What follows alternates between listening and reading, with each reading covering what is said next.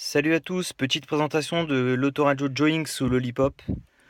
Alors, on va rentrer dans le menu tout de suite. Vous voyez, c'est du Lollipop.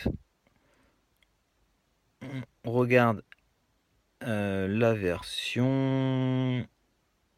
Voilà. Lollipop 5.1.1. L'autoradio est super fluide. Vous avez tout ce qu'il faut dans le menu. C'est à peu près pareil que sur KitKat, sauf que l'autoradio il est à jour. Et vous avez aussi les applications d'origine qui sont elles aussi à jour, par exemple l'application musique. Voilà. Alors perso, moi je ne suis pas très fan de cette application. Je préfère utiliser PowerAmp, qui pour moi est beaucoup plus fluide et beaucoup plus pratique. Déjà par exemple vous avez le slide, prochaine musique. Ça perso c'est super parce que j'ai pas les commandes au volant et je vous avoue que c'est très pratique quand vous voulez changer de chanson. Voilà. Hop. Sinon, j'installe aussi Player Pro. On sait jamais. Vous voyez, ça marche très bien. Hop. Pareil, vous avez le slide. Après, c'est qu'une question de goût et de couleur. Voilà. Au niveau de l'autoradio, quand il vous arrive, il est livré avec iGo au niveau du GPS. Sachant que c'est une version de Bazarsoft 2014. De mon côté, je l'ai désinstallé et j'ai préféré installer iGo Next Gen de 2016. Donc là, il met un petit peu de temps à démarrer parce que j'ai un très gros skin dessus qui le fait un petit peu galérer. D'ailleurs, je vais changer le skin parce qu'il est pas top. C'est le skin Pongo que j'avais installé. Au niveau de la vue, je trouve pas ça excellent, donc voilà. Ça devrait être plus personnalisable, mais finalement, je trouve qu'il y a beaucoup de contraintes pour un skin aussi connu. Bon, vous voyez, c'est quand même très rapide.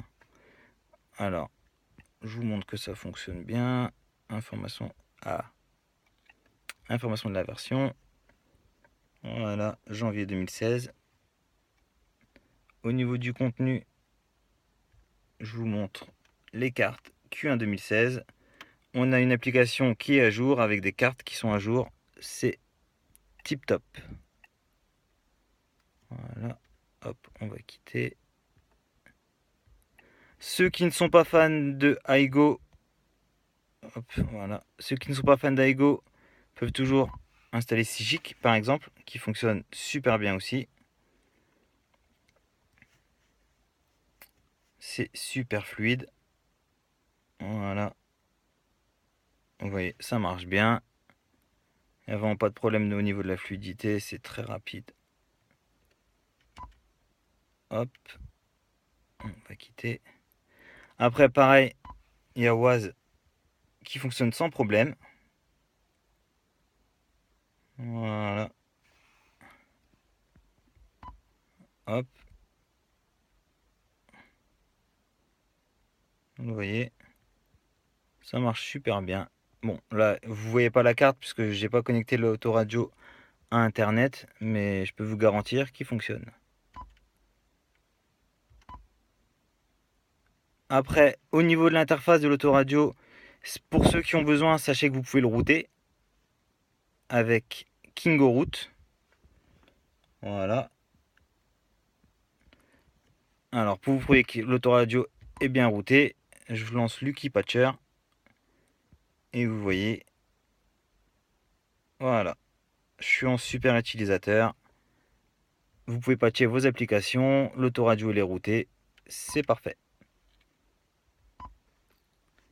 Voilà, c'était une petite présentation très rapide de mon autoradio Joying sous Lollipop. J'espère que cette vidéo vous a plu. A plus tard. Ciao.